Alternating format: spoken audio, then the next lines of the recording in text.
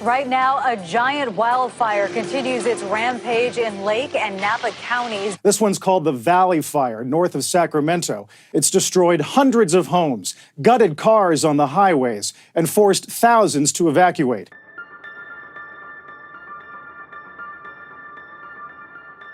I was actually at home on sick leave as my wife had back surgery the day before. Our 2 teenage daughters were home. Our 18-year-old son was working at the local casino in Middletown. And I saw the column of smoke coming up from the mountain. So I called my boss and asked if she wanted me to come in. I said, absolutely, come in. So I geared up, loaded up my stuff in the truck, and headed towards the smoke. I wasn't very alarmed or excited. I figured aircraft would get on it, and it wouldn't really impact us that much in Hidden Valley. I was engaged in the firefight up on the hill, and I heard our air attack plane say that there was a mandatory evacuation for Middletown.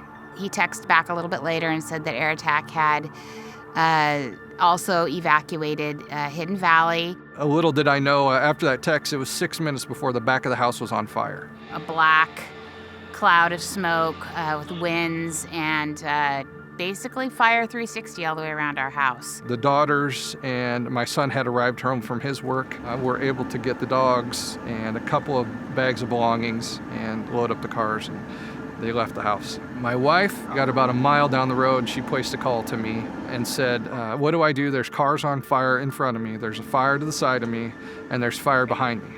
He basically said, is there somebody physically standing on Hartman Road telling you that you can't go that direction? And I said, no, but it's on fire. And he said, is the asphalt on fire? And I said, no. He said, then just go. Just drive through it. Don't stop, just go. I knew if she stayed where she was in more danger. She drove through 3 separate heads of the fire on her way to Middletown. It's very tough. You want to go down there and help them and get them out, but at that point I couldn't leave the hill. I was stuck on the mountain, and I didn't find out the house was destroyed until the next day. 14 homes on our street burned. Every one of my neighbors lost everything they had.